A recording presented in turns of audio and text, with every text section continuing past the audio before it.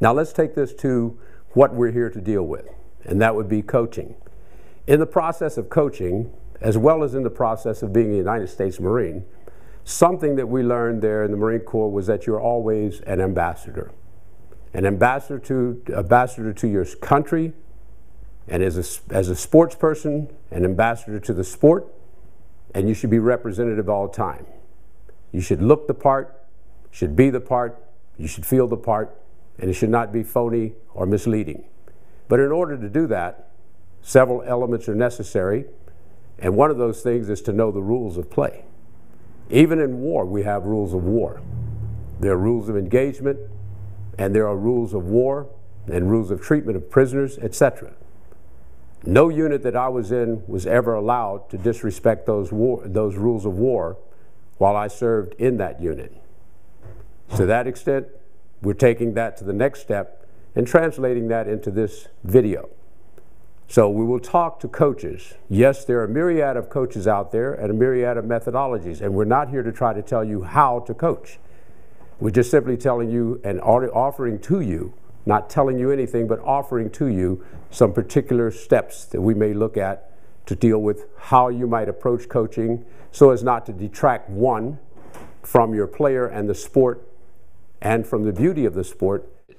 But it was in 1882 when Dr. Kano invented judo and devised it from the systems of jiu-jitsu that he had studied.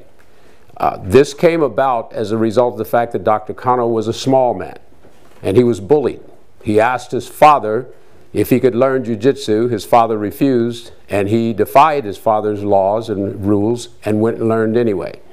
So his father did not take issue with that, and he just went ahead and let it happen. At those times, I would like to iterate at this point that during those days when they had the jiu-jitsu championships and tournaments, when a person went off to those tournaments, it wasn't like we are doing today.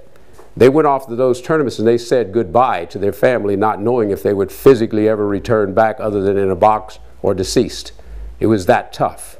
However, due to modern times and westernization more so, Japan has even lost its love of judo and commitment to it, and it's also its highest place or higher place in judo. Other countries throughout the world have now begun to understand judo and devise their training techniques so that they can now be superior or more superior than they were. To that level, we are here working with various individuals throughout the world, and we'll see the change and the transitions going back and forward. However, there is only one judo, and that judo is exactly what comes from the Kodokan in Tokyo, Japan. Anything else is a modification or a hybrid, and that is also what is iterated by the International Judo Federation, for those who may be concerned. And as coaches, what we are concerned with doing is making sure that we keep it pure. In this video, that's what we will be promoting, is pure judo to the best of our ability to translate and understand that, but at the same time, we're here to win. We're talking about the aspect of minimum effort, maximum efficiency, mutual benefit and welfare. We're talking about individuals who can work together, play together, fight together, train together, and then mutually prosper from that. And once you've completed the entire course, you can certify all the way from the club level to the national level to international level, up to and including international gold. Now, what does that mean? The club level means just that, club, within your own dojo, within your own area, basically. The national level means wherever your nation, for example, in the Bahamas, you have several islands, so that would be within that island, that would be your national level, or within all the islands within the entire population of the Bahamas. And international would mean within the Caribbean or any other place in that regard throughout the world. And international gold, you can only certify at that level if you have worked at the, in terms of coaching, coached at the international level dealing with something like the World Championships, the Olympic Games, etc. That would get you the gold qualification.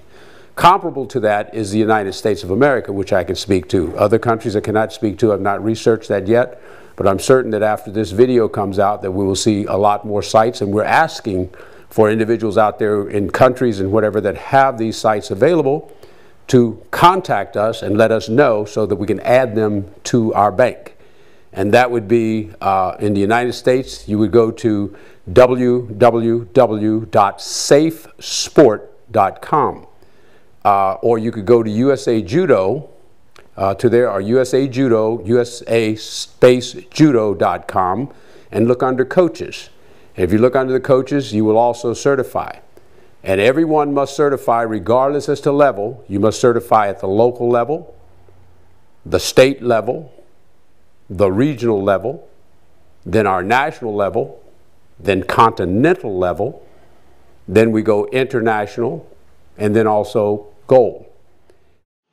To register for the International Judo Online Coaches course, enter your contact information in the spaces provided.